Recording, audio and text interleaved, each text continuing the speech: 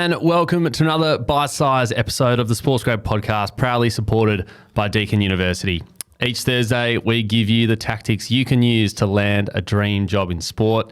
This includes things like networking, interviewing, and career direction, all focused on the sports industry. I'm Ryan Walker and I'm joined by Ruben Williams. G'day Ryan, good to see you. You too, mate. Now for more regular content, follow us on LinkedIn, Instagram and TikTok. Just search SportsGrad. And a big hello to all our beloved SportsGrad community members on Discord. If you want to connect with people in the sports industry and like-minded people and find a job that you love, there's over 400 people inside our community who have landed more than 240 jobs. Just head over to sportsgrad.com.au/community to get involved. Now, Ryan, today we are talking about social media or content producer jobs. So these are people who run the Instagram accounts, run the TikTok accounts, do everything in between. And to give us the full rundown, we've called on one of our favourites. She's become an instant favourite of the show. And we're talking about Sophie Rees from the Australian Grand Prix Corporation, who covers the Melbourne Formula One. Now, she's given us the full rundown on what's involved in these jobs. So, Ryan, you're going to take us through it. Why are these social media jobs important? Well, Rubes, we are in a digital world, as we know. We're on a podcast, and that's very digital in itself. But social media, I guess, coordinators or content creators is the main way that organisations can communicate with fans. Probably the most important thing that they can do is to share what is happening in their sport, what events are coming up, build excitement, build hype, and that is how they're going to get eyeballs on their product or their, whatever they're producing. That's how they get the eyes and ears on it. So in a world now that is all on their phones, that's how you get attention to your sport, whereas before it was probably a newspaper back in the day. But that's the importance of it. They need eyes and ears. Yeah, you're dead right. I remember when the pandemic made the entire sports industry redundant, the content producers were the only people who held their jobs. Yeah, so, the admins. Yeah, exactly. People needed their content. Yeah. Now, Ryan, when you're doing this job, what does your day-to-day look like? Look, Rubes, you're creating a lot of content. There's a lot of tools you can do, you can use to do that, but they're essentially creating content, planning, copywriting, writing captions, very important thing, and communicating important info to fans. So what is happening, keeping them up to date with the day-to-day of the sport, and of course, putting together fun things such as TikToks, which Sophie is an absolute gun at. But that's really, that's it. You're just spreading the word about the sport and what's coming up.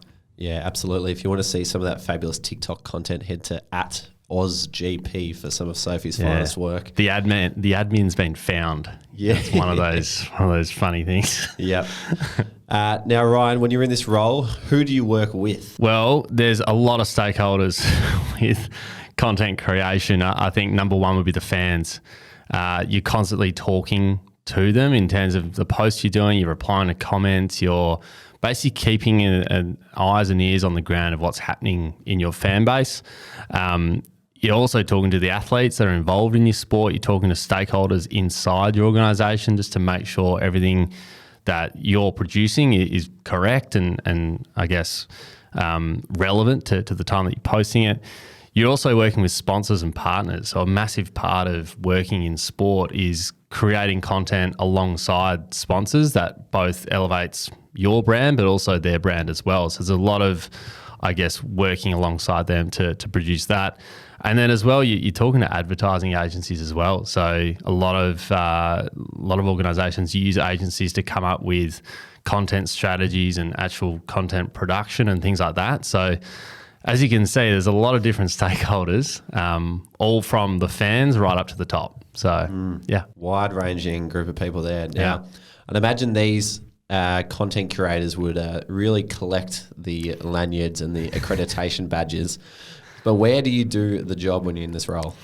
Yeah, I reckon it's a classic mix of sitting on your bum at a desk and getting on your feet and getting out in the field. So you're probably in an office putting together content, but you're out in the field. You're the person who everyone can see with their phone out taking photos or videos or whatever it might be. You're amongst the action. You're in the thick of it. You're not gonna be a content creator and just sit behind a desk the whole time. You've got to be out there and live and breathe it. And for punters sitting at home listening to this thinking, gosh, I'd love to do this job, how can they get it, Ryan? I think a mix of creativity, organisation, and copywriting skills. You got to be able to write. I think you got to be able to come up with great captions, obviously. But those three things, I think Sophie mentioned as really key to being able to, think on your feet and come up with great content. You probably need a degree. Let's be honest. You need to understand the industry and whatnot, and the capabilities that you need to do this job. So a Bachelor of Business and, having some sort of marketing can also help in that regard. But yeah, anything to do with business, marketing, commerce will all help. But that being said, you can also just have relevant work experience where how good's a phone break? Having relevant work experience is all you kind of need, given this job is very much able to be trained with someone. You're able to learn it on the go. So get a degree, don't get a degree. It'll help you, but it's not also essential.